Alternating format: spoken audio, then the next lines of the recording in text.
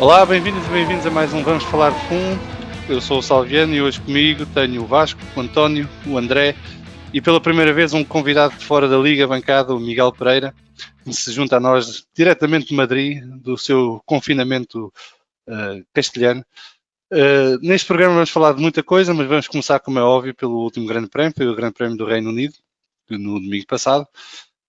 Miguel, como é que tu viste esse Grande Prémio? O que é que tu achaste da corrida? Aquela emoção final? O que é que Tem, achaste? tem valido este regresso da Fórmula 1 mais pelas partes finais das corridas do que propriamente pelo pack completo. E esta foi levar um pouco isso ao extremo, inesperado, digamos assim, mas realmente a hegemonia da Mercedes faz com que, se não temos episódios assim fora do normal e imprevisíveis, como pode ser chuva, como pode ser um acidente que provoque furos inesperados nos pneus, estamos condenados a ver uma época bastante larga para o curta que vai ser em sensação de competitividade. E por acaso é bem verdade isso, de facto a corrida até aquelas últimas voltas foi assim um bocado para o monótono, até porque surpreendentemente nem sequer pareceu haver grandes hipóteses de ultrapassagem. Os carros que seguiam perto uns dos outros estavam em ritmo muito idêntico e não conseguiam ultrapassar-se, e depois havia um fosso entre vários grupos de carros, com os Mercedes à cabeça. Vasco, mais uma vez, Lewis Hamilton a dominar a corrida a seu bel prazer, e inclusive a terminar em 3 rodas, e aquilo parecia de filme, quase que nem fazia diferença a falta do terceiro pneu. Sim, não, é verdade. O domínio da Mercedes é tão enjoativo e tão grande que eles podem se dar ao luxo de rebentar pneus e mesmo assim conseguem ganhar as corridas. Eu acho que o Grande Prémio foi muito chato na frente, como é óbvio, como já tem sido esta época, e os interesses que teve o Grande Prémio acabou por ser a Renault e a McLaren a confirmarem que estão com carros que estão melhores e que estão a conseguir andar na frente. Acho que o Charles Leclerc faz uma corrida bastante positiva, apesar da performance da Ferrari como um todo. O Gasly também tem uma performance muito positiva e que começa a ser consistente, e vamos ver até que determinado ponto não pode baralhar o que é o mercado de pilotos para o futuro. E acho que os grandes destaques negativos acabam por ser a Force India. Racing Point, Sim, e daqui a a uns meses Racing a Aston Point. Martin. Pois, exatamente. Eu ainda chamo Toro Rosso também a Alpha Tauri. Mas a Racing Point, não sei o que é que se passou, sei que houve ali uma série de coisas que parece que não funcionaram corretamente, mas não deixa de ser irónico no Grande Prémio que o Sérgio Pérez não está, a coisa não funciona. Eu acho que e não vou falar de um dos temas já, mas para mim há 2 pontos que me ficaram também na retina. O primeiro é o estado em que está o Vettel. É muito estranho estar a acontecer ao Vettel o que está a acontecer. Acho que acaba por ser uma situação que eu não percebo. Já ouvi falar em teorias da conspiração e confesso que não consigo perceber o que é que a Ferrari ganha com isto em termos de imagem, porque se a Ferrari quer despedir o Vettel, que despeça o Vettel, ou está a querer que ele se despeça, não sei, que diga vou-me embora. Não acredito, e acho que a imagem da Ferrari está a ser muito, muito manchada. Acho que acaba por ser um bocadinho até aquela imagem do Ferrari, do Vettel a sair do carro e aí mexer, a ver o que é que se estava a passar, porque parecia que havia ali alguma Não, coisa. não, ele tinha avisado que estava uma peça solta na parte da frente do carro. E quando chegou às Estamos na boxes Fórmula foi ver 1. onde é que estava a peça solta que ele tinha Estamos na Fórmula sentido. 1 e eles em Mas não é a 24 primeira vez que ele faz isto. Não é a primeira vez que ele faz isto. nem 24 horas eles não conseguem resolver a questão. Há aqui esquisito. Há Não, aqui mas coisas. ali a questão da Ferrari, pelo que eu já percebi do Clio, entretanto, foi que eles apostaram em 2 setups diferentes para o carro do Leclerc e para o carro do Vettel O para tentar Vettel disse que perceber qual não. seria o melhor. Não, mas isto foi o que a Ferrari fez. O problema foi que o melhor setup era o do Leclerc e Vettel não conseguiu adaptar-se ao setup também. E eu acho que há muito disso ali. E depois juntas o facto de já estar desmotivado pela situação em que se encontra pessoalmente É muito e estranho. também complica a coisa. Mas Mas adiante. o Vettel não disse, desculpa, Vasco, o Vettel não disse que os carros eram praticamente iguais. Disse Mesmo que a eram nível de fundamentalmente iguais. setup. Sim. Portanto, Logo, a nível de carro não deveria ser esse o problema, porque ele não se está a queixar do carro. Ou talvez não se possa queixar do carro. Reparem, em 2014 Alonso e Raikkonen tinham exatamente o mesmo carro. E o Alonso deu uma cabazada ao Raikkonen. E a diferença estava que o Alonso conseguia se adaptar ao carro e o Raikkonen não conseguia se adaptar ao carro. Pode ser isso. E eu acho que é muito disso que está a acontecer este ano. Pode ser isso. O segundo ponto, que já não vou falar do Alexander Albon, porque já falámos na última semana, mas acho que continua a existir ali qualquer coisa de muito estranho. Mas para mim, o último ponto que eu gostava de destacar e que me causou muita perplexidade é a história dos pilotos de reserva. Ou seja, aconteceu uma coisa ao Sérgio Pérez que estava mais ou menos na calha que pode acontecer a qualquer piloto. Não é? Sim. E é com muita surpresa que parece que de repente ninguém está à espera daquilo e que não há piloto, e agora vem-se a descobrir que o Gutiérrez, que era a alternativa possível, nem sequer está elegível para ter uma super licença. Hoje surgiu a notícia que o Paul Di Resta já foi indicado pela McLaren para estar de prevenção. E eu já tinha levantado esta questão quando foi o início da época, que acho estranho e continuo a achar estranho. Como é que esta questão dos pilotos de reserva, sobretudo este ano, que estamos a falar de uma temporada em que em qualquer momento, com uma muito maior probabilidade, um piloto titular pode ficar de fora, não existe uma pré-preparação. Eu, se fosse um team principal, teria um piloto de reserva na bolha. É que já nem era como o Paul Di Resta que vai continuar a fazer os comentários da Sky. Porque teria que entrar na hora. Portanto, sim, mas aí houve um erro da Mercedes. É inadmissível. É inadmissível a este nível. O que estava previsto era que os pilotos de reserva da Mercedes estariam disponíveis para os carros equipados com motores Mercedes também. Até por uma questão de manter o número de pessoas que fazem parte da bolha da Fórmula 1 limitado, para não expandirem isso. Isso depois podemos discutir se faz sentido ou não, porque não fazia uma diferença ter mais 8 pessoas, um por equipa, a viajar com eles. Mas a questão foi que o Van Dorn, esse tem a super licença ativa, estava na Fórmula E e esteve hoje a correr, enquanto que o Gutiérrez parece que ninguém percebeu que ele perdeu a licença, a super licença, porque houve uma alteração no sistema da super licença aqui há 2 anos por causa da história dos pilotos pagantes, e a partir daí os pilotos têm que manter um X número de pontos para ter a super licença ativa, e o Gutiérrez deixou caducar isso. Não tem. Mas mais grave que isso, mas mais grave que isso, Salviano, é que perante tudo isto, a Mercedes podia pensar, ok, então vamos fazer alguma coisa para que o Gutiérrez renova a super licença. Não vão fazer nada. Portanto, não podem. Neste momento não podem. Não porque podem. ele tem que fazer, eu não sei agora ao certo, mas ele tem que fazer X quilómetros, em carros específicos. Fazia 300 quilómetros. Pronto, está bem, tem que fazer 300 km. A Mercedes não tem capacidade de pegar num carro de 2018 e pôr o homem a fazer 300 km. Não pode porque tem que ser em eventos licenciados da FIA. E esses eventos têm que estar previstos. Não sabia. E, portanto, a única hipótese que eles teriam era de o colocar a competir numa espécie de Fórmula 2 durante 3 ou 4 corridas. Mas isso significava comprar um lugar para isso.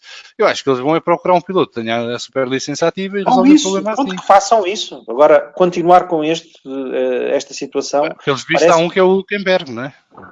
É o Joker, não é? É um Joker, completamente. Mas eu acho que a grande desilusão do fim de semana passado acabou por ser Valtteri Bottas com aquele furo que o colocou fora dos pontos e que de facto praticamente entrega o campeonato a Lewis Hamilton. Sim, mas o problema do Valtteri Bottas é que é o único que pode competir com Lewis Hamilton pelo título.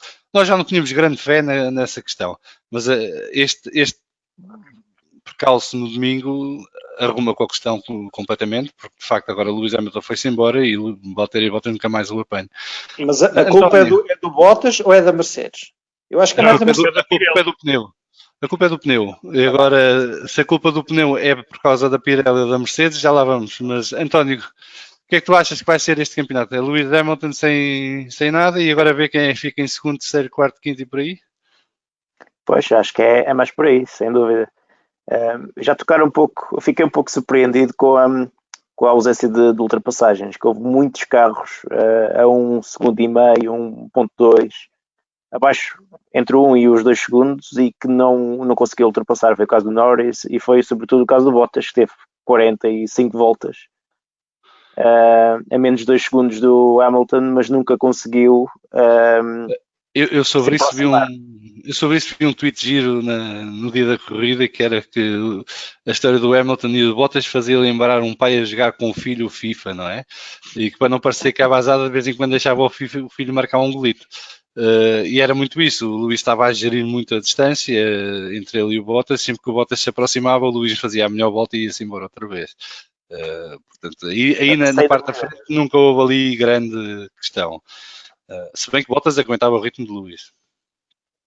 Sem dúvida, e isso destaca claramente para mim o facto do Bottas não tem andamento para incomodar o Lewis Hamilton, porque ele esteve ali a controlar o andamento do Bottas e portanto passaram daquilo. Se o Bottas quer ser campeão, tem mais do. Não chega a querer, não é? Portanto, pois, eu também está evidente que não tem andamento. Pois, eu também gostava de ser campeão da Liga Bancada e não vou ser. Mas lá está. Foi um pouco a desilusão não haver uma luta verdadeira pelo primeiro lugar. André, nós já tínhamos falado aqui no podcast várias vezes sobre a questão da Racing Point e que isto seria só de pouca dura, porque de facto eles começaram em força, mas depois a questão de desenvolver o carro e tendo um carro que já é do ano anterior, e nós chegámos aqui a Silverstone e foi o grande upgrade da maior parte das equipas, porque tanto a McLaren, a Renault, a própria Williams trouxeram todas as updates, a Racing Point começou a definhar. Achas que isto é o primeiro sinal de que isso vai ser a tendência para o futuro ou achas que foi só um percalço por não ter Sérgio Pérez? Acho que essa pergunta, não ter Sérgio Pérez e para além de não ter Sérgio Pérez a ter o problema no carro que era para o Hülkenberg, acaba por deixar a moral da equipa, mesmo do piloto que lá está dentro, um bocado em baixo. Mas sim, a falta de upgrades vai-se começar a fazer sentido. Porque tu podes ter um carro muito bom, é um carro melhor do que muitos dos que lá estão, mas como disseste bem, é um carro do ano passado e se compras peças não compras upgrades. Por isso, a partir não há mais upgrades, não é? Porque o carro já não é mais desenvolvido. Eles poderão desenvolver novas partes para o carro, mas é um investimento também não sei se fará muito sentido, porque são partes que já para o ano não servirão para o... Aliás, eles podem usar o mesmo carro para o ano, mas se continuarem neste regime, chegam ao próximo ano e estão a lutar com a Williams. Porque o motor dá para muito, mas não dá para tudo. Porque a Williams tem motor Mercedes e vemos onde é que está. Era isso que eu ia para dizer, não é só o motor, basta olhar para o exemplo da Williams ou mesmo para o exemplo da AS o ano passado com o motor Ferrari e era o que era. Que este ano estão piores, mas pronto, também o motor Ferrari está pior. Depois, em relação ainda à Racing Point, à Aston Martin, todo o problema ou todas as confusões com Pérez vai ou Pérez fica, ou vem Vettel ou vai Vettel, também não ajuda a criar estabilidade dentro da equipa e aquilo sendo uma equipa acaba por afetar. Por isso, moral mais carro sem upgrades, está na hora de quem tem a Racing Point na Fantasy tirar. Pois, eu já passei por esse problema no último fim de semana, correu muitíssimo bem a Fantasy.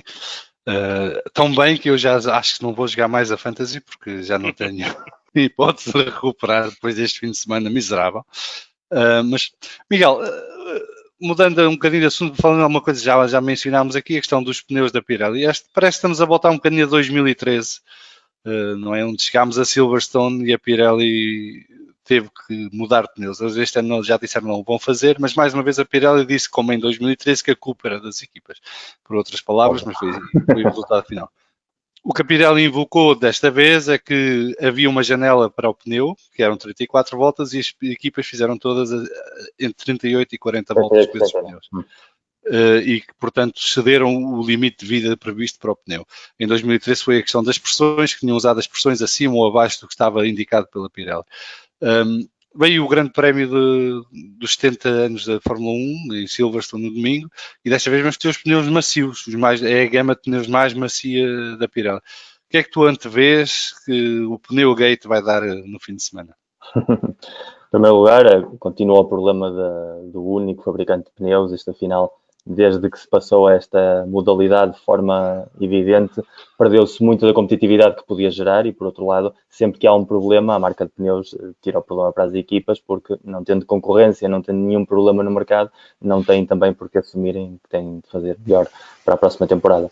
Em relação à corrida que nos espera, eu acho que o statement da Pirelli foi para pôr pressão nas equipas para mudarem a estratégia de corrida, claramente, porque se eles não vão mudar os pneus e sabem perfeitamente que no próximo fim de semana as equipas já vão ter uma experiência negativa da corrida anterior, toda a declaração foi feita nesse sentido de colocar as equipas a fazerem as paragens antes ou pelo menos a tentarem jogar de maneira diferente com a gestão dos pneus para depois não terem de novo de passar pelo vexame de estar as últimas 3 ou 4 voltas, onde supostamente um pneu que dura 35, 36, 2 ou 3 voltas mais não devia ser suficiente para causar o caos que causou. Mesmo que esse fosse o limite recomendado pela marca, há sempre uma margem de manobra de segurança e, neste caso, foram demasiados os casos para entender que a Pirelli aqui tem muitíssimas responsabilidades. Sim, e parece que a Pirelli está mesmo investida em fazer um regresso ao futuro e termos uma corrida no domingo como em 2010, quando introduziram os pneus Pirelli, que é 4 ou 5 paragens, e depois a estratégia de corrida é fazer com que haja pneus suficientes para acabar a corrida. Não é tanto ser o mais rápido em pista. Vasco, o que é que tu achas desta Pneugate versão 2020? É uma tristeza, porque já falámos várias vezes sobre pneus e parece que a gente, quando fala de pneus, é mesmo só para dizer mal, mas acho que não há outra solução. Falo outra vez de uma situação que já falámos aqui, que é eu não consigo perceber a estratégia de um fabricante de pneus ou de quem pede este tipo de pneus à Pirelli de ter pneus que para a corrida têm uma variação de tempo por volta tão grande. Não faz sentido. Porque também não consigo perceber como é que o número de pneus que é dado não permite às equipas apostarem em estratégias mais agressivas, em que a variação de tempo por volta face à qualificação seja mais pequena, com mais paragens nas boxes, mas em que sejam mais rápidos. Isso é feito claramente porque não dão o número de pneus suficientes. Portanto, acho que acaba por ser um bocadinho redutor e limitador para o que é uma corrida de Fórmula 1 e para o espetáculo, e insistir-se nesta situação. É o segundo ano consecutivo que vamos ter estes pneus. Para o ano, não sei se vão haver novos pneus, mas provavelmente não devem. Vão ser os mesmos. E já toda a gente diz que não faz sentido aquilo. Como é que o Grosjean faz tantas voltas nos pneus médios e depois não tem problemas? E enquanto os outros todos depois têm problemas com os duros. Há coisas que não é só o desgaste da pista, há coisas que são esquisitas. Para este fim de semana, que vai ser uma camada de pneus mais softs, eu acho que não vai ser muito diferente, vai ter mais paragens, mas vai ser a mesma coisa, que é as equipas vão andar ali naquele delta para o valor de qualificação que lhes permita fazer um número menor de paragens possíveis e que os pneus aguentem, vai ser a mesma coisa. Infelizmente, os pneus não nos vão trazer nada de bom. Eu, nesta questão da Pirelli, também gosto de fazer um bocadinho de advogado do diabo. A Pirelli entrou na Fórmula 1 e tinha um mandato muito específico que foi dado pela Fórmula 1, que era introduzir emoção nas corridas e que ao início eram pneus que se deteriorassem o mais rápido possível, e por isso é que tínhamos aquela loucura que era 4, 5 paragens por corrida, porque os pneus de facto não duravam. Depois passou para a deriva dos pneus que têm de durar muito e depois quase ninguém parava, só paravam para... Aliás, o Vettel tem uma corrida, já não me lembro qual foi. Não, houve ali um ano ou dois, 2013, 2014, o Vettel tem uma corrida em que para na última volta porque era a paragem obrigatória. Desde 2017 que é assim, que agora é só uma paragem em média.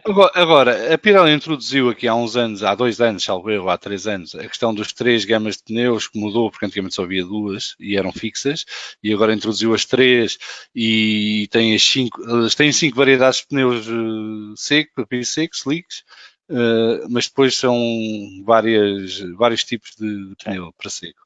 E eles passaram a trazer 3 versões para os grandes prémios, para dar alguma liberdade estratégica à equipa. A questão é que há uma logística muito grande por trás disto dos pneus que também causa transtornos e, portanto, isto depois há aqui muitos interesses em jogo. Mas as equipas também boicotam muito a Pirelli. Inclusive há anos em que nem há testes de pneus porque as equipas se recusam a disponibilizar carros para testar os pneus Pirelli. E quando testam, normalmente nem vão os pilotos principais, vão pilotos de reserva ou pilotos de F2, o que não ajuda a recolher os dados que eles pretendem. Mas não foi o caso dos Só para acabar, os pneus deste ano não eram para ser estes. Não, era isso que eu ia para dizer.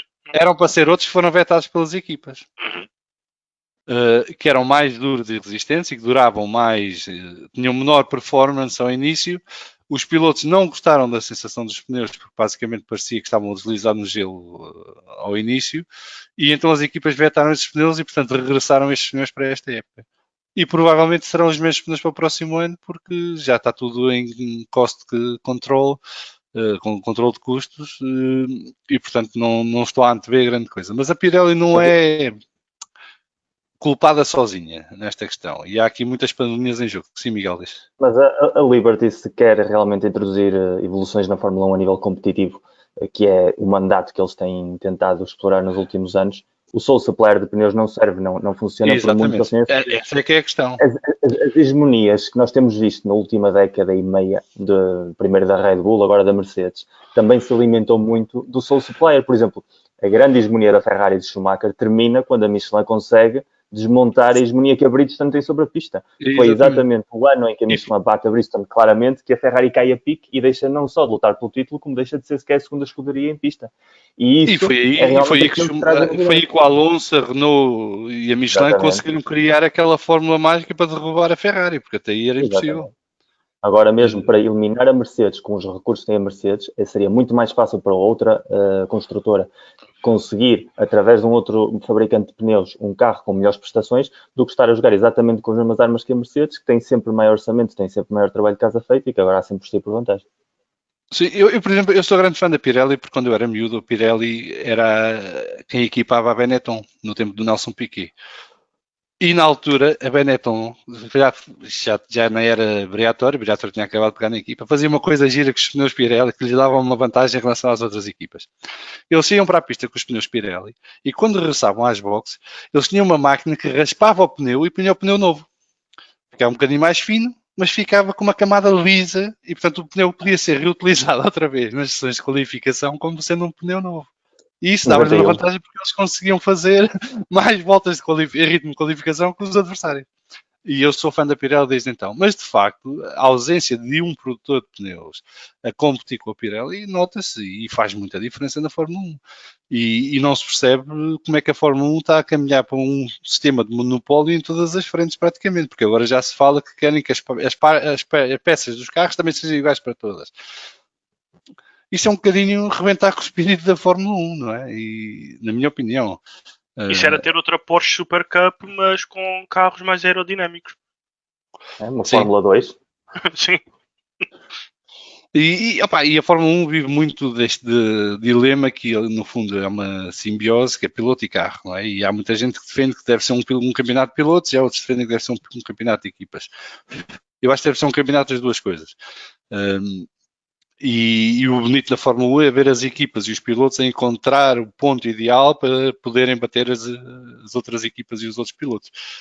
Mas quando chegas a um ponto em que tens o período Red Bull e agora tens o período Mercedes, e atenção que no período Red Bull nós dissemos cobras e lagartos a Red Bull porque da altura aquilo já era por demais, a Mercedes já dizimou tudo o que foi Red Bull e período dourado da Ferrari e qualquer outra equipa. Isto é um domínio... Nos anos da Red Bull nós tivemos competitividade a sério em algumas das temporadas. Tivemos uma temporada em que as primeiras 7 corridas foram ganhas por 7 pilotos diferentes e em 2 anos como mínimo o Alonso lutou pelo título, um ano em que o Hamilton, o Button, o Raikkonen estiveram a lutar até ao fim com o Webber e com o Vettel. Portanto, essa competitividade, apesar de no final acabar sempre por ganhar a Red Bull, existia de uma maneira ou de outra. Na Mercedes isto não se verificou, salvo em meia temporada com a Ferrari quase. Sim, e depois acabou no Grande Prémio da Alemanha com o Vettel no muro. E isso foi o princípio do fim do Vettel na Ferrari também, porque era a grande oportunidade. E foi aí que começou também a grande exigência por parte dos tifosi, porque estavam habituados a ter no Alonso um homem que em qualquer circunstância conseguia levar o carro a sítios em que não devia estar, e com o Vettel sentiram que tinha ali um piloto que, tendo um carro que poderia ganhar, não conseguiu e fraquejou. Mas temos já o Grande Prémio no próximo domingo. Já percebi da vossa conversa que antevém mais ou menos mais arroz. E portanto vai ser mais um passeio da Mercedes. Vocês não acham que o facto de haver esta variação dos pneus e de obrigar a estratégias diferentes que poderá causar alguma surpresa e dar uma hipótese, por exemplo, Max Verstappen de surpreender os Mercedes? Alguém, quem quiser, pode. Não. Vocês estão todos motivados para esta pergunta? Não, sabes porquê? Porque no último Grande Prémio em Silverstone, tu tinhas um safety car e passado uma volta o Hamilton já ia a 1 segundo e meio do Verstappen numa volta. Por isso sim, não mas isso é porque o Hamilton estava à frente, mas tens uma situação em que o safety car entra quando o Hamilton não está à frente, já é uma situação completamente distinta. É diferente, mas continuo a achar que este ano não vais ter outro carro a ganhar que não o Mercedes. Eu, por acaso, a sensação que me dá é que o Mercedes, quando segue atrás do outro carro, não é tão eficaz. E já vimos isso com Bottas. Mas é o Bottas não sabe ultrapassar. Eu gosto não, muito o Bottas não é assim tão mal também. Não, mas o Bottas é bom piloto. Eu gosto muito do Bottas porque é um piloto consistente.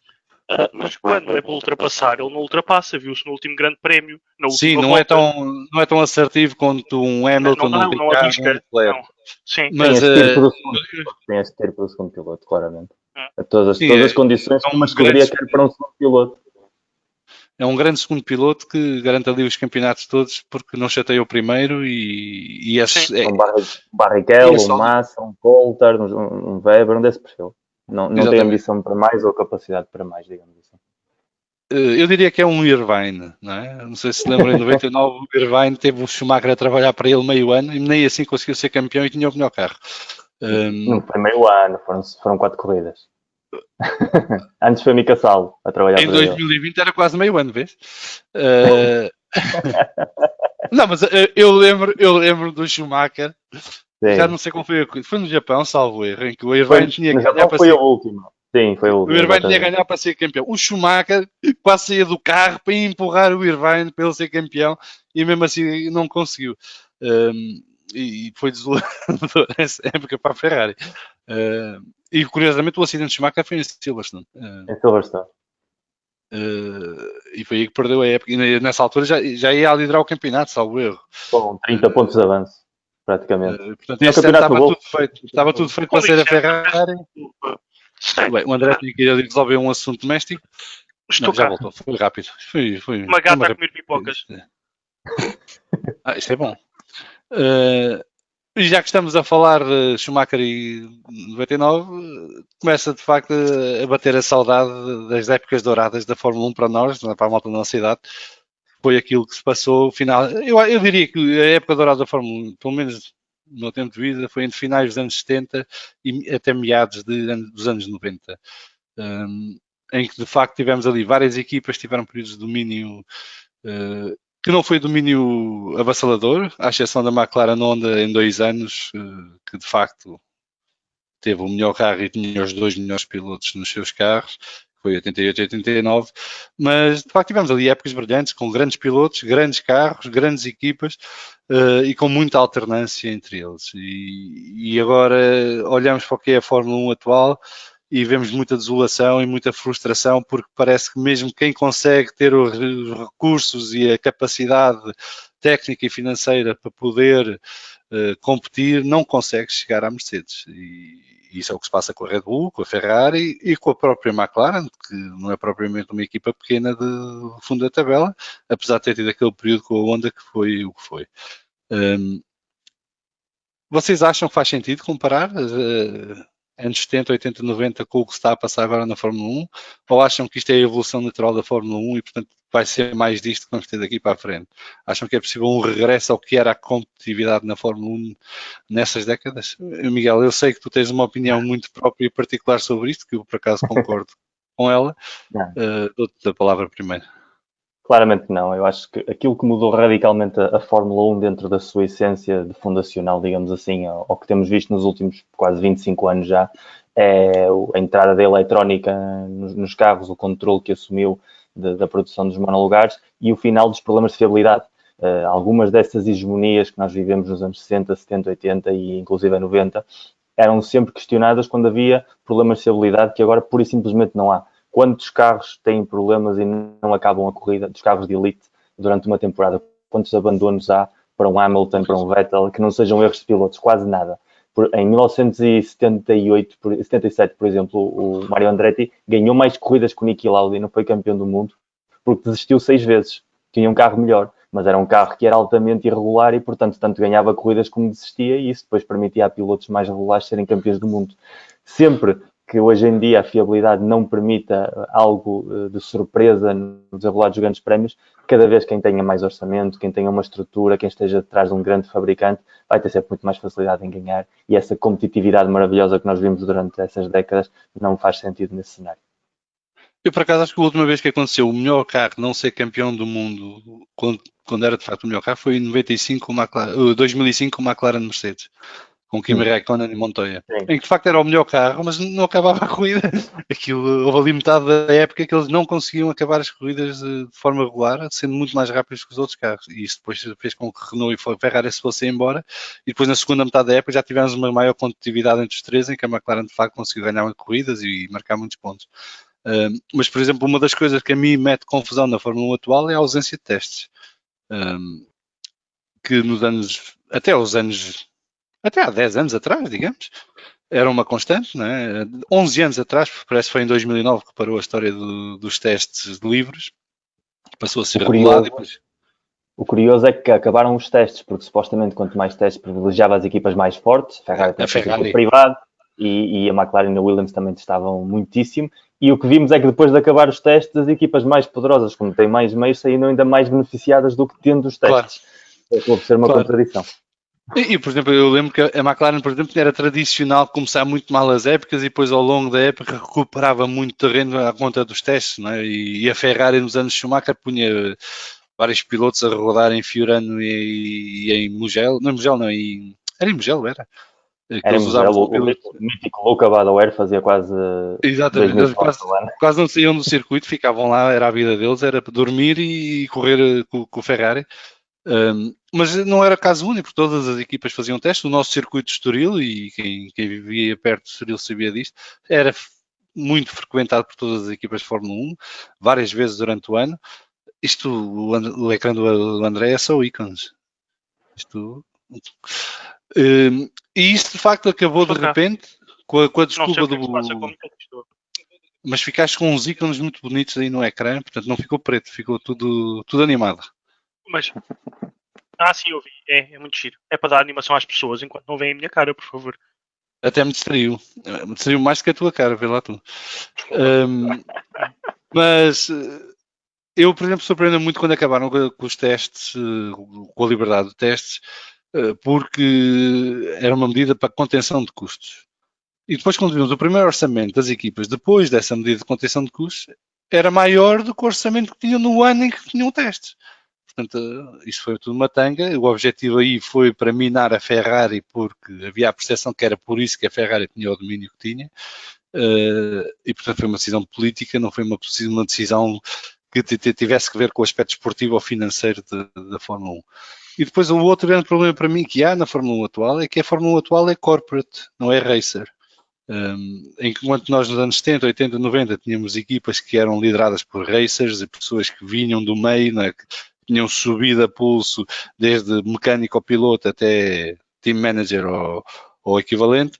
Agora não, agora temos um gajo que vem, ninguém sabe de onde, né? Tipo malta da Philip Morris que manda na Ferrari, um Toto Wolff que cai do céu e aparece na Williams e depois passa para a Mercedes e é a ligação com a Daimler. A Ferrari agora trouxe o Binotto, mas claramente já é um peixe fora d'água, porque o mundo da Fórmula 1 é outro. A Fórmula 1, curiosamente, tornou-se mais política agora do que era no tempo do Balestre, do Briatore e do Max Mosley, que era acusado de ser muito político. Neste momento a Fórmula 1 é muito mais política do que qual foi na altura. A diferença é que agora é fácil... politicamente correto e tudo às escondidas. Porque há uma coisa, e o Helmut Marko veio dizer isso, mas já tínhamos falado nisto no programa. Há uma coisa que, de facto, havia uma tradição que era, a FIA tentava, através dos regulamentos, reduzir a vantagem de quem ia à frente. Exatamente. E nesta era Mercedes, isso não se passa. Ninguém toca na Mercedes. E aliás, se a Mercedes traz uma inovação que é borderline, das duas uma, ou passa a ser legal, ou é banida no fim da época. Mas durante a época, quando é descoberta a tal inovação borderline, não há decisão nenhuma sobre o assunto, não há penalizações, não, nada, zero. O que é uma coisa estranha. Mas eu já falei demais. António, o que é que tu achas sobre esta discussão? Se faz sentido comparar a Fórmula 1 atual com o passado? Eu concordo um pouco com o Miguel e que tu disseste. A minha grande saudade, entre aspas, é os grandes duelos dos grandes pilotos. E que fazia só por isso ver uma corrida. E já, especialmente nos anos 2000, que isso não tem existido praticamente. Eu diria que a grande luta, talvez, ou que eu mais gostei de ver, foi entre o Schumacher e o Alonso. Mas a partir daí resume-se a lutas entre companhias de equipa. Por exemplo, o Weber contra o Vettel, ou o Hamilton contra o Rosberg. Portanto, eu acho que essa é. Tenho saudades de ver dois grandes pilotos numa equipa e haver esse conflito de interesses, dois grandes egos nos dois lados da garagem. Porque um pouco já falamos sobre hoje e nos últimos episódios, não é? O que se vê é um álbum a ser claramente um segundo piloto na Red Bull ou um Bottas na Mercedes. Isso faz-me um bocadinho de confusão e tenho saudades de ver grandes pilotos na mesma equipa. Eu costumo dizer na brincadeira que o último grande duelo na Fórmula 1 foi Adrian Newey contra Alonso. E que daí para cá nunca mais houve um duelo a sério na Fórmula 1. E infelizmente ganhou sempre Newey. Mas André, tu que não passaste pelos anos 70, 80 e nos 90, provavelmente não lembras de nada? Acho que não, a minha primeira recordação de Fórmula 1, ou o que me recordo, é de gostar muito de Schumacher e de me lembrar de gostar dele por ser um piloto agressivo, a roçar ali talvez um bocado Paulinho Santos. É um daqueles pilotos que se fosse futebol era daqueles que entrava com pés juntos. Há Oceano, há Paulinho Santos não, há Oceano. Oceano. E é a minha primeira grande recordação. Em relação à pergunta que fizeste do comparar, que vocês que vivem Fórmula 1 há mais tempo que eu, gostava que vocês me dissessem se 2022 não pode trazer essa competitividade e essa emoção de volta com o mudar das regras. Eu acho que pode trazer alguma coisa, mas eu acho que está limitado a 5 equipas. Ok. E vou dizer já quais são. Que é as 3 da atualidade, que é Red Bull, Ferrari e Mercedes, e depois provavelmente a Renault e a McLaren. Ok. Não há Aston Martin? Não, eu Aston Martin acho que é um projeto mais longo prazo. A Racing Point está num projeto interessante, porque desde que o Lawrence Stroll adquiriu a Racing Point, eles estão a investir bastante dinheiro naquilo. Mas aquilo, por exemplo, neste momento estão a desenvolver a fábrica, estão a construir uma fábrica nova para a Racing Point e onde vão concentrar todos os serviços que precisam para construir um carro competitivo.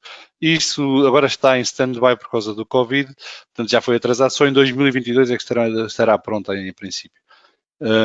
Eu já disse aqui várias vezes que eu acho que a Racing Point está a ser trabalhada para ser a próxima Mercedes na Fórmula 1. Com a diferença de que não é uma equipa de fábrica, é uma equipa de um garagista, mas que terá ali todos os elementos, dinheiro não lhe vai faltar e poderá cativar ali muitos dos talentos do paddock à sua volta. Mas isso será um projeto de 3, 4, 5 anos, talvez. Eles não podem estar sempre a comprar o carro do ano anterior à Mercedes, não é? E para 2022 tem que fazer mesmo o carro deles, e eu acho que aí é que vai ser a grande dificuldade que eles vão ter.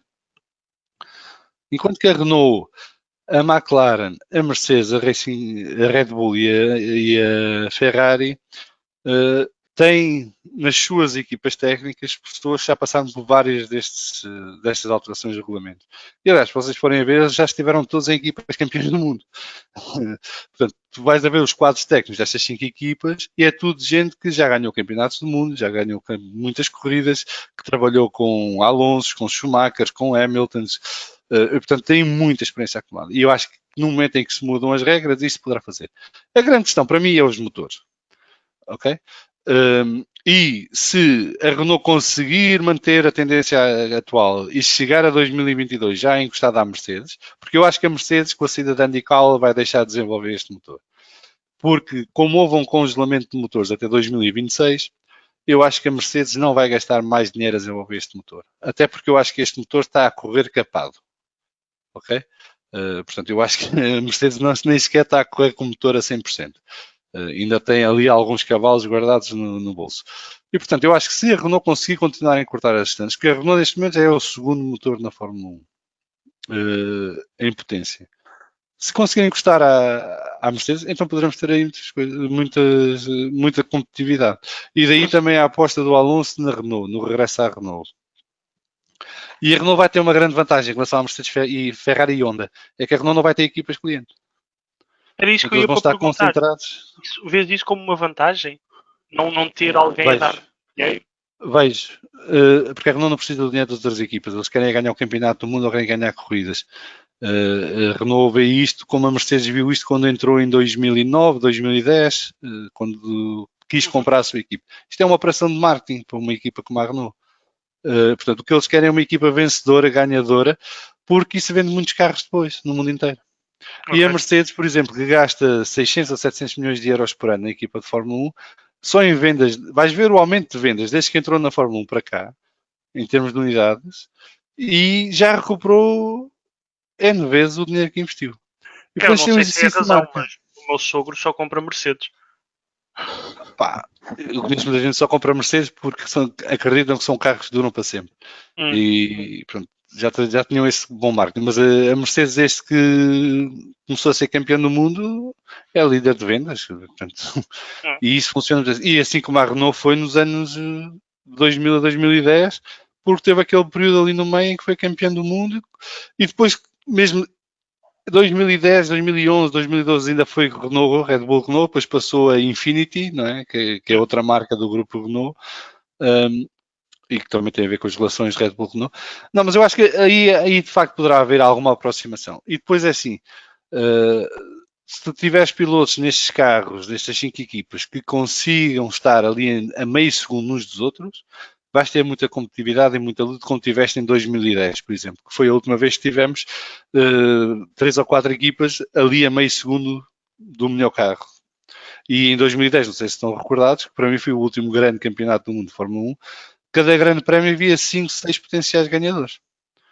E só se sabia, já na qualificação, qual seria o carro que teria vantagem em cada pista. E em cada pista tendia a ser um carro diferente. Em 2012 também foi um ano bom nesse aspecto. Mas 2012 foi mais foi fortuito. Foi a Red Bull. Achas que foi? Foi não te esqueças que nos primeiros 6 ou 7 grandes prémios tivemos 6 ou 7 pilotos diferentes a ganhar. Foi, é verdade. E um deles foi o Alonso na Malásia, que devia ter sido o Sérgio Pérez com a Sauber. Isso não foi o Sérgio Pérez. Pois é verdade. É verdade que depois na segunda parte da temporada o Vettel ganhou quase os grandes prémios todos, mas isso é outra coisa. Eu acho que em 2012 houve um relaxamento da Red Bull, porque 2011 foi um ano absolutamente dominador pela Red Bull. E eu acho que 2012 eles começaram o ano a pensar que o que tinham chegava, e isso ao início, com corridas à chuva, acidentes e o Multi 21 e essas palhaçadas, provocou os tais 7. E surgiu a Mercedes em 2012. A Mercedes surgiu com um carro rápido. Tinha um problema de pneus, mas que era rápido. E baralhou um bocado as coisas. Mas depois, a partir da 8ª corrida, aquilo estabilizou e só deu Red Bull. E o Alonso, que tinha uma vantagem enorme de pontos sobre o Vettel, acabou por perder o campeonato na última corrida por 4 pontos, salvo erro, ou 3 pontos, já não lembro. Sendo que eu culpo a Lotus por isso, porque tanto na Bélgica como no Japão puseram o Alonso fora na primeira curva, nas primeiras voltas, e bastava-lhe acabar no 8º lugar para ter sido campeão do mundo. Portanto, 2022 há essa promessa. Eu acho que a Mercedes já está num caminho de desinvestimento da Fórmula 1. É o meu feeling. Não tenho nenhum dados que me comprovem isto, mas é o meu feeling. O Hamilton veio dizer esta semana que tinha mais 3 anos para dar à Fórmula 1, não é? Salvo erro, foi o que ele disse. E o que aponta mais ou menos também para ele quer experimentar 2022 para decidir o que é que vai fazer à vida dele. Portanto, ele já está a contar que 2022 a coisa seja mais equilibrada na frente. Mas isto depois é tal história, isto vai durar 1 a 2 anos. E depois haverá uma equipa que se vai Até embora. alguém se destacar. Agora, Eu não, o que se não vejo o passava... Hamilton. Diz. Eu não estava só a dizer que tu falaste do Hamilton dar 3 anos à Fórmula 1 e eu não vejo o Hamilton na Fórmula 1 sem ganhar. O Hamilton, quando deixar de ganhar na Fórmula 1, com o tal desinvestimento da Mercedes, o Hamilton vai-se embora. Ele não tem perfil para não ganhar. Eu acho que isso depende se consegue ganhar 2 campeonatos agora ou não. Se ganha este ano e para o ano ou não. Okay. Porque se lhe continuar a faltar o 8º título, ele vai tentar mais uma vez. Se tiver lugar numa das equipas de topo. Mas eu acho que ele está mais dependente. Eu acho que ele quer bater o recorde de Schumacher e sair. Mas é o que eu acho, e posso estar errado, eu não sou amigo do Hamilton. Mas o que eu ia para dizer é que aquilo, por exemplo, nos anos 80, 90, o que se via muito é... Por exemplo, há uma coisa que me ficou gravada na memória, que foi a Williams Honda em 86 e 87 ganhou um campeonato de pilotos e 2 construtores, salvo erro. O Prost ganhou de pilotos em 86 porque Mansell e Piquet roubavam pontos um ao outro e depois contavam os 11 melhores resultados. Era uma forma um bocado esquisita e o Prost acabou por ganhar o campeonato. Ele ganhou o campeonato por meio ponto ou 1 ponto, ou foi uma coisa assim. Não, ele ganhou o campeonato por 1 ponto por causa do foro do Mansell na Austrália, em que exatamente. O Mansell ia líder destacado e depois o Piquet que ia primeiro podia ter chegado ao fim da corrida e ser campeão e o Williams mandou trocar o pneu, um pouco como se fez com o Verstappen, achando que com o pneu novo eles apanhavam o Prost e nunca chegou a apanhar o Prost e acabou por perder o campeonato. E depois em 87 então dominaram a época e ganharam. E depois aconteceu uma coisa que foi, houve uma guerra na Williams entre Piquet e Patrick Head, porque o Piquet tinha sido prometido pelo Frank Williams ser o piloto número 1 da Williams. E quando chegou à Williams, a equipa ou dividia os recursos entre os dois ou favorecia tendencialmente o Mansell porque era piloto britânico. E como o Frank Williams teve aquele acidente em Paul Ricard, regressado de Paul Ricard para o aeroporto, foi parar a cadeira de rodas e esteve ausente da gestão da equipa durante uns meses, aquilo agudizou-se muito. O que é que isto aconteceu? Aconteceu que em 87 o Piquet decide que sai da Williams e depois acaba por ir para a Lotus Honda e não vai para a Lotus Honda por acaso. É que a Honda só ficava na Williams se o Piquet ficasse. Como o Piquet não ficou na Williams, a Honda mudou-se para a McLaren. O que é giro nisto tudo? É que o Piquet e o Senna odiavam-se. E o Senna é o que é hoje por culpa de uma guerra do Piquet com o Patrick na Williams. E estas coisas aconteciam nos anos 80, havia muito disto, e por isso é que havia muita variação também, havia muitos fatores externos que podiam mudar a performance das equipas de um ano para o outro. E isso hoje em dia não estou a ver acontecer, até porque o Piquet era encostado, como foi o Vettel, por exemplo, não havia cá grandes conversas. Eram ciclos muito curtos, tanto na hegemonia dos carros, eram rápidas como podiam, havia uma liberdade técnica bestial, ou seja, desde que aparece a ASA em 68 até que aparece a eletrónica em 94, 95, o final dos anos 80, já que os atmosféricos mudam um pouco a cena, mas esses anos 70, início dos anos 80, todos os anos havia inovações técnicas. E aparecia uma escuderia que trazia uma novidade e dentro da própria época já todos eram capazes de imitar e se criava muitíssimo equilíbrio. Quando aparece o efeito sol nos Lotus, eles imediatamente imitam. Quando aparece o Ferrari com a transmissão em T, imediatamente é imitada no ano a seguir. O Tyrrell 6 rodas é uma experiência que não teve sucesso, mas que andou ali a jogar um pouco com os limites dos regulamentos. O Brabham do Bernie Ecclestone e do Gordon Murray, que tinha uma espécie de aspirador atrás, durou uma corrida. O Bernie Ecclestone há pouco tempo num podcast do Grid explicou que ele podia ter exigido continuar com aquilo, mas como sabia que em 2 outras corridas todos o iam imitar, acabou por abdicar disso. E isso é algo que era a essência da Fórmula 1, que era ter grandes pilotos em máquinas que iam evoluindo constantemente. e os pilotos também mudavam muitíssimo de escuderias. Exatamente. Porque uma escuderia hoje podia ser boa e daqui a 2 épocas ser perfeitamente vulgar. O James Hunt é campeão em 75. Não, é em 76, com um carro que vinha mais ou menos ser campeão em 74 e ser competitivo em 75. Em 1977 a McLaren é uma equipa de meio do pelotão. E é assim até que aparece em 83, outra vez já com o Niki Lauda e com o Alain Prost. Ou seja, as equipas saltavam muito. A Ferrari teve hiatos de títulos e de competitividade bestiais. Campeã entre 74 e 74, depois 74 e 79, e depois o ano a seguir a ser campeão em 79, a Ferrari anda lá atrás, literalmente lá atrás. O Jody Scheckter faz 6 pontos no Mundial a seguir a ser campeão do mundo, que é uma coisa absolutamente hoje impensável ter um campeão do mundo que na época seguinte só faz 6 pontos a conduzir um Ferrari. Tirando o Gilles Villeneuve, nos anos 80, o grande piloto da Ferrari foi o Gerhard Berger. Estou errado? E o Michele Alboreto também. Sim, não, mas o grande piloto no sentido de resultados e conquistas. Sim. O Mansell andou por lá, mas também não fez grande coisa. Podia ter sido o Didier Pironi se não fosse o acidente.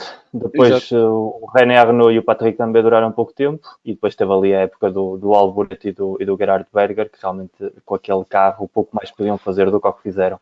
E depois aconteceu o episódio Prost, que é um pouco como o Vettel, outro grande piloto campeão do mundo, que há um ano em que está a ponto de conseguir o campeonato e perde naquela forma em Suzuka, e que em 91 é expulso a meio da época pela própria Ferrari para substituí-lo pelo Jean Alesi, que era a jovem promessa, um pouco o Leclerc da época, e quando ele fazia equipa com o Ivan Capelli, e o Ivan Capelli tinha melhores resultados que o Prost.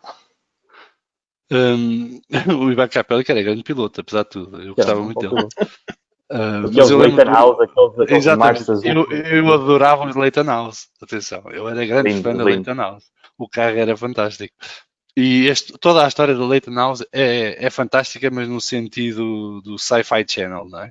Porque aquilo foi comprado por um gajo que geria uma empresa de imobiliária no Japão. E depois não havia dinheiro para nada e eles fizeram o carro numa garagem à pressa e conseguiram pôr o carro em pista a tempo de fazer algumas corridas, depois acabou o dinheiro a meio da época, mas o carro era fantástico, eu adorava aquele carro. Sim, mas havia muito essa mudança repentina das circunstâncias e os próprios pilotos não tinham contratos como têm agora, não é? Aquilo era tudo muito... A seguir a uma corrida, passava pelo chefe da equipa ao lado no paddock e, tu a partir da próxima semana vais connosco. E iam para a autocaravana e assinavam um contrato e está a andar. O Jean Alesi, por exemplo, eu não sabia disto, mas chegou à Ferrari pela mão do Piquet, pelo que eu percebi do Beyond the Grid, que o Piquet é que andou a aconselhar a Ferrari a contratar o Jean Alesi. Portanto, havia muito isto, e o paddock era muito uma comunidade fechada, não é? E aquilo em que toda a gente se conhecia, toda a gente sabia tudo e... Portanto, estamos a falar de um paddock com 40 pilotos quase, porque durante os anos 80... havia qualificação a eliminar nas quintas-feiras e nas sextas-feiras só para quem ia entrar na qualificação. Havia há temporadas em que há cerca de 16 escuderias inscritas. Nós somos daquela geração, nós os mais velhos somos da geração que acordava às 7 da manhã para ver o Pedro Matos Chaves no seu Colónia Chasse a tentar se qualificar. Coitado, nunca lá chegou, foi uma pena. Mas era de facto. E era uma época em que havia equipas de um carro só. Não é? Sim, também. Os ATS, os Insigne, os Axpeed, todas essas marcas que agora não lembro ao diabo, mas que apareciam aí com um carro e se aquilo ia bem à terceira ou quarta corrida é que aparecia o segundo carro e com muita sorte. Exatamente, eles faziam um carro a tentar fazer um brilharete para vir o sponsor e depois é que poderia dar ou não para fazer uma equipa. Depois também não durava muito mais tempo para conseguir ser o sponsor, mas... E nós agora que estamos da hegemonia Mercedes, mas então se estivéssemos nos anos 50 em que não havia limites de carros por escuderia e que houve grandes prémios em que tanto a Ferrari como a Mercedes chegaram a ter os 5 primeiros lugares com 5 carros seus, isto agora teria sido uma festa, imaginem o próximo grande prémio de Silverstone com 5 Mercedes nos 5 primeiros lugares. Onde os pilotos que iam guiar um carro, se o carro variasse, podiam mudar de carro.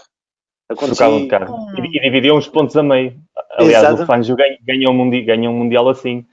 Aliás, há um grande prémio há um grande prémio de Inglaterra de 1950 e qualquer coisa, dos primeiros, em que 7 pilotos fazem a volta mais rápida, porque Não era Dava um ao ponto. 12º, exatamente, e dava um ponto. Então esse ponto é dividido por 7.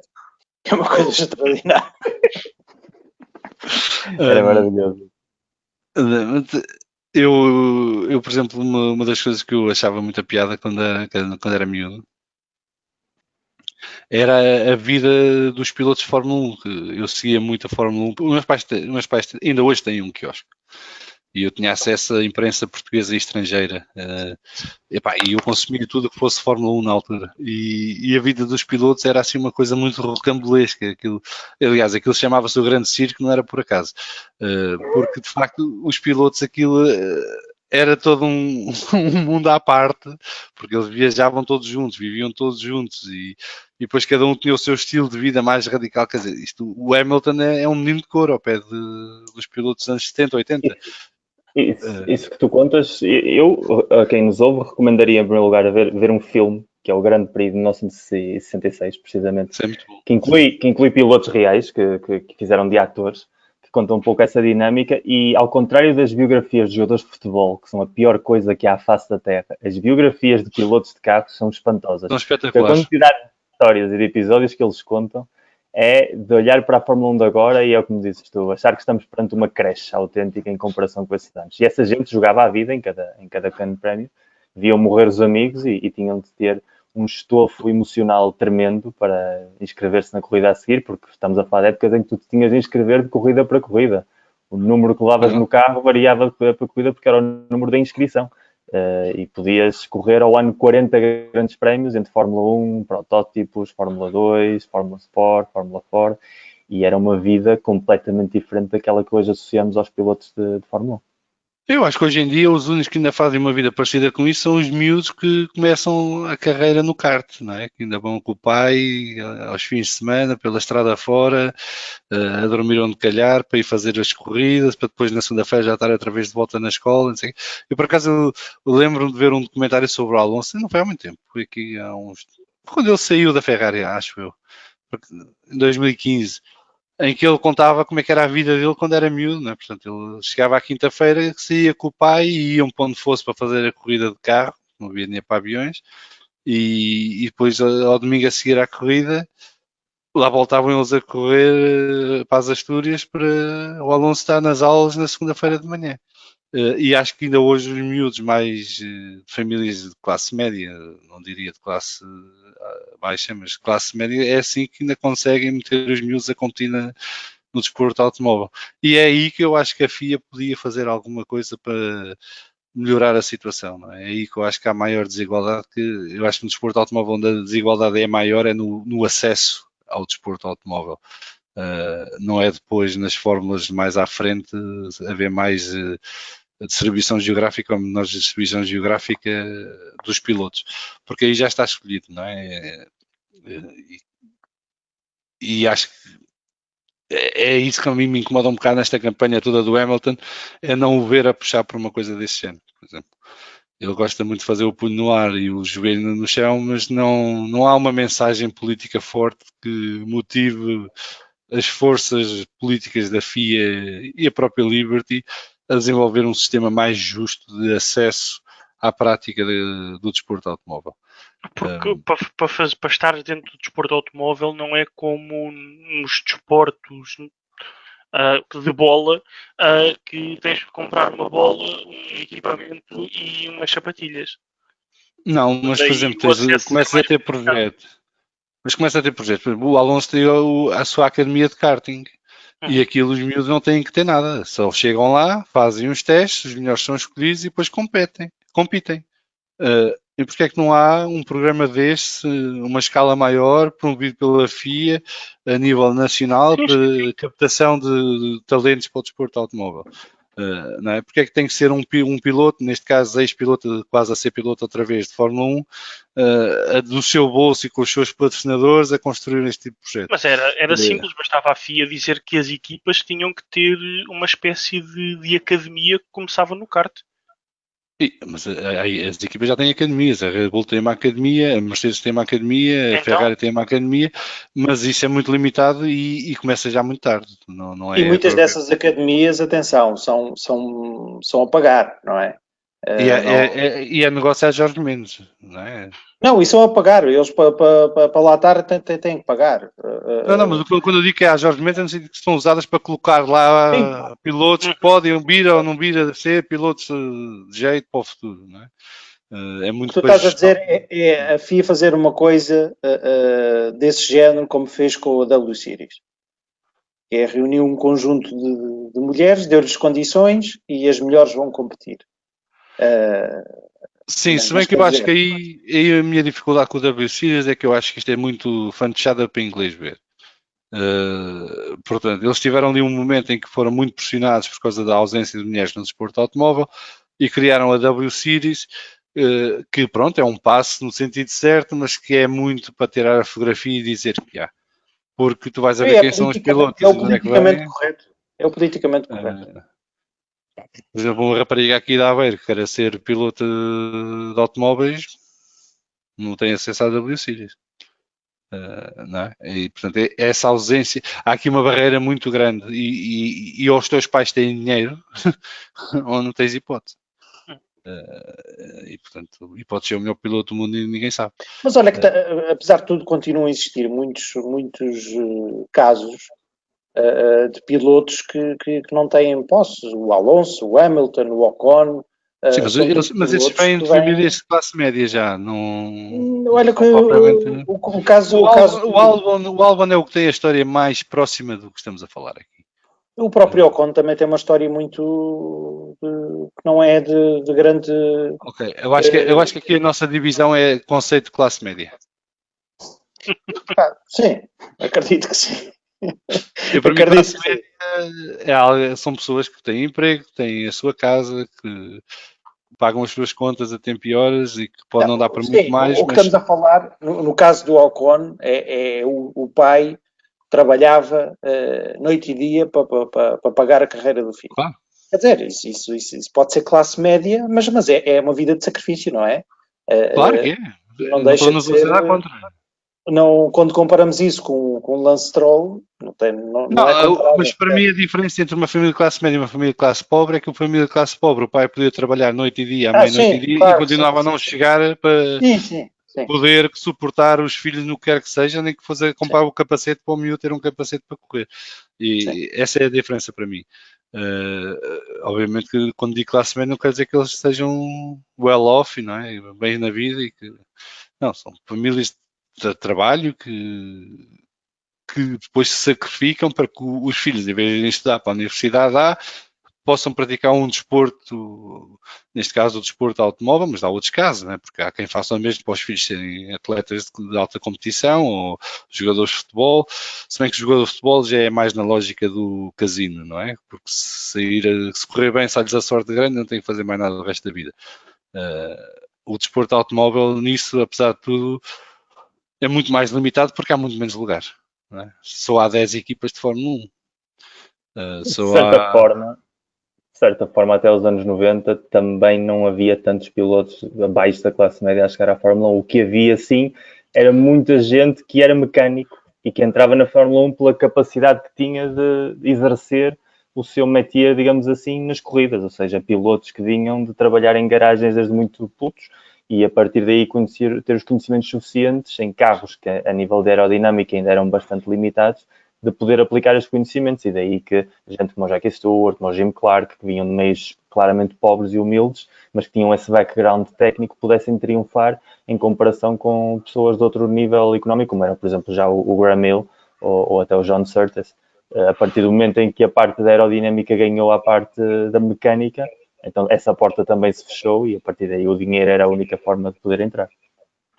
E continua a ser um dos cancros do desporto automóvel neste momento. E, por exemplo, neste momento na Fórmula 1 temos quem a pagar? O Lance Stroll, pouco mais. Latifi? A pagar no sentido... O Latifi. Sim, o Latifi, sim. Continua a chamar ao rapaz Latifi. O Latifi anda a dar voltas na tumba porque não percebe o que é que andamos todos a falar dele, mas... O Grosjean não traz também muito dinheiro para a ASE? Não, o Sérgio Pérez também tem O Sérgio Pérez tem um bom patrocínio da Telmex, mas não tinha de início. Chegou depois.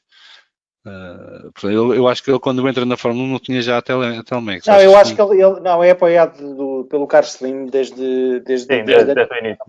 Desde o início. Sim, é. Mas, por exemplo, vamos então considerar Pérez e Lance Stroll, que curiosamente são colegas de equipe.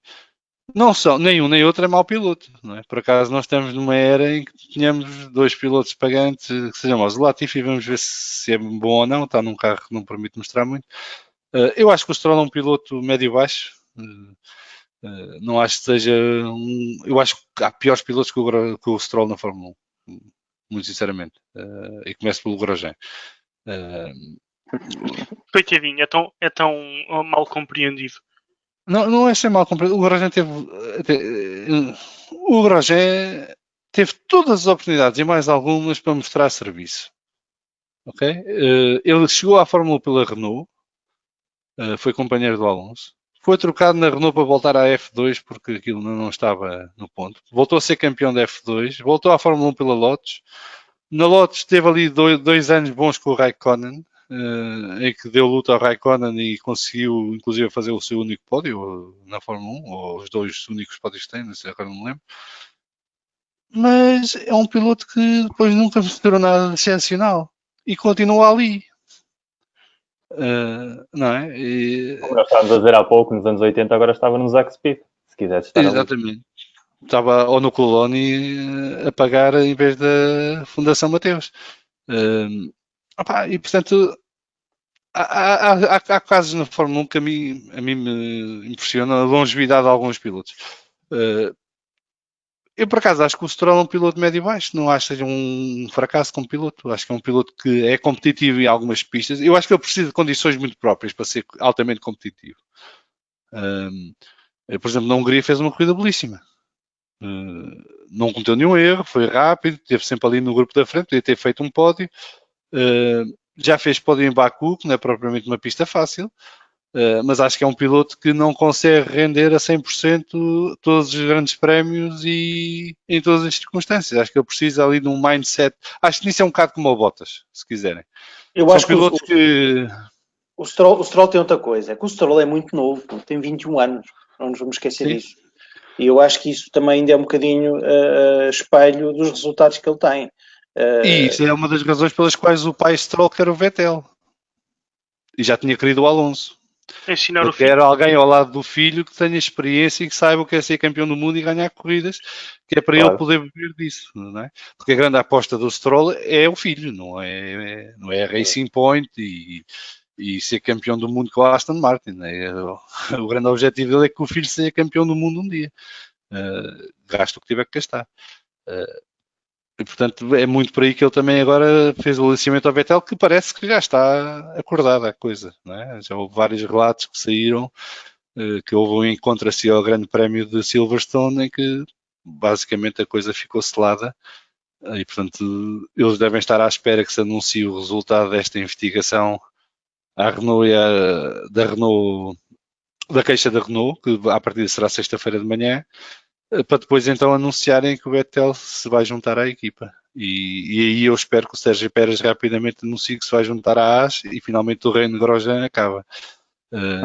Essa é a minha aposta, fica já aqui registada. Mas vamos ver. Mas a história dos pilotos pagantes tem sido um cancro muito grande na Fórmula 1 e tem impedido muito boa gente, incluindo o nosso Félix da Costa, o nosso António, porque ninguém me convence que não foi o dinheiro dos russos que motivou a decisão que vier. Por muito que o regresso dele agora tenha sido por uma outra tipo de necessidade, mas houve ali motivo. E não estou a dizer que tenha sido dinheiro dos russos para a Red Bull só, não é? Porque a Red Bull ganhou alguns patrocínios com isso. Mas houve o interesse da própria Fórmula 1 que fosse um russo a voltar à Fórmula 1 quando a Rússia voltava a ter um circuito no Campeonato do Mundo de Fórmula 1, coisa que não tinha quando andava o Petrov. Portanto, houve assim, sempre aqui isto, mas as equipas também estão encurraladas num sistema de distribuição de fundos que Deus nos livre. Os prémios para as equipas é uma pouca vergonha pegada e vai continuar a ser, por muito que eles mudem uma coisita ou outra. A única coisa que lhes vai ajudar é a história do orçamento, do teto orçamental, mas ele lá está. O que é que significa o teto orçamental para uma Mercedes, para uma Renault, para uma Ferrari? Em que é que eles vão perder recursos e competitividade? acho mais complicado para uma equipa como a Red Bull, por exemplo. Agora, Que não equipas tem de bons marca, construtores por trás, é isso? claro, equipas de marca, de construtor, Eu acho que cada... pode reajustar um bocadinho mais as equipas de meio de tabela. Acho que Sim, apenas porque isso. o que precisava o que precisávamos era que reajustar as equipas de meio da tabela, porque estão pouco Não é competitivas. reajustar, é pô-las ainda mais separadas das equipas. Acho que o que vai acontecer é isso. Acho que as equipas de meio pelotão vão ficar todas muito mais juntas e as da frente vão continuar ainda mais na frente, porque o que não gastam por orçamento vão gastar através de outras divisões das grandes estruturas que têm por trás, não é? E não sei se é a solução. O orçamento não me parece que seja uma solução que vá resolver os problemas da Fórmula. Sim, o Binotto, aliás, mandou a boca, não é? Quer dizer, se introduzirem isto, eu vou ter que criar uma equipa para competir noutra coisa qualquer, porque não vou mandar a gente embora. E daí surgiu o rumor da IndyCar, por acaso era bonito se a Ferrari entrasse com uma equipa na IndyCar. Mas ao fim, o que se tem falado ultimamente é que vai entrar como construtor de motores, não como uma equipa própria. O que também seria interessante porque iria abalar um bocadinho a guerra Chevrolet-Honda e introduzir um elemento novo na IndyCar que também precisa. E o que por acaso é um campeonato bem mais interessante do ponto de vista da competitividade que a Fórmula 1, se bem que está confinado aos Estados Unidos. À exceção da Indy 500 quando vai lá o Alonso ou quando vai lá o outro piloto do topo, porque a verdade é que os melhores pilotos continuam na Fórmula 1 apesar de tudo. Bem, já vai longa a conversa, não sei se querem acrescentar mais alguma coisa. O António já está com cara de quem quer se ir embora. Será que o Hülkenberg vai ao pódio? Eu gostava, mas depois eu não acredito. Depois deste último domingo, acho que já está destinado a não ir. Bem, ele vai correr este fim de semana? Está confirmado? Vai, ainda não? Vai. O Sérgio Pérez está impedido durante 10 dias. É que ele teve um duplo azar. Ele apanhou o Covid e apanhou o Covid no dia, ou foi detectado o Covid no dia em que mudou a lei no Reino Unido, em que o confinamento obrigatório passou de 7 para 10 dias. E, portanto, ele está impedido de correr este grande prémio. De qualquer das maneiras, mesmo com um confinamento obrigatório, ele poderá até estar impedido de correr o próximo, basta que o teste continue a dar positivo. Sim. Eu acho que isso será sempre assim, não é? Mas acho que mesmo com um teste negativo ele terá que estar 10 dias fora da bolha da Fórmula 1. Portanto, até nisso teve azar, porque se fosse só 7 dias, se tivesse um teste negativo agora, já poderia regressar. Assim, o mais certo é se regressar para o Grande Prémio de Espanha, que é outro festival, mas isso falamos para a semana, porque agora estamos todos a ver se vai haver Grande Prémio de Espanha ou não, porque a coisa está a complicar. Vamos ter Silverstone com os pneus ainda mais macios. Vais ver. Sem pneus, Silverstone sem pneus. O Grande Prémio de Espanha ser em Barcelona é daquelas coisas que a mim me mete confusão, porque é a pista de teste. Não faz muito sentido depois voltarem lá todos a correr. Fazia muito mais sentido ser noutra pista tipo Jerez ou o Circuito de Valência. E por que não voltar a pôr os testes no norte de Espanha? Ou no norte em Jerez? Não no norte, peço desculpa, geografia. Em Jerez, não sei. Eles quiseram mudar os testes para o Bahrein, as equipas recusaram, porque o Bahrein oferecia-lhes condições atmosféricas melhores para testar. Ou seja, melhores, mais perto daquelas que encontram durante o campeonato normal de Fórmula 1, porque em Barcelona até já tiveram neve, não é? Houve um ano em que tiveram neve e temperaturas negativas. Mas há muito interesse que seja em Barcelona. É conveniente para as equipas que seja em Barcelona. Eu acho que as equipas gostam de ir a Barcelona, e não estou a falar do circuito. Pilotos, principalmente. Exatamente, e portanto junta-se ali o útil ao agradável. Eu acho que Portimão tinha uma hipótese de roubar isso a Barcelona, mas Portimão não é Barcelona, é Portimão. E portanto, Portimão é giro de maio a outubro, Barcelona é giro o ano todo. E é nisso que estamos. Bem, olha, já vai longa a conversa, como já disse, se calhar está na hora de terminarmos por aqui.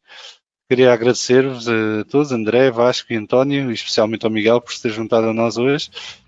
Espero que tenham gostado da conversa e, se tudo correr bem, estaremos cá daqui a 7 dias para comentar mais um grande prémio de Silverstone, que esperemos que esteja mais emotivo, ainda mais emotivo que as últimas 3 voltas deste último, e para falar mais um bocadinho de fundo, e vamos ver quais serão os temas da próxima semana.